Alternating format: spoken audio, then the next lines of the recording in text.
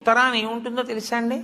హిమాలయాలు ఉంటాయి, ఉత్తరాన కైలాసం ఉంటుంది, ఉత్తరాన మృత్యుంజయుడు పరమేశ్వరుడు ఉంటాడు. ఉత్తర దిక్కుకి ప్రయాణం చెయ్యడం అంటే దక్షిణ దిక్కుకి ప్రయాణం ఆగిపోవడం. దక్షిణ దిక్కుకి ఏది ఎడుతుందంటే శ్మశానం ఉంటుంది దక్షిణ దిక్కున.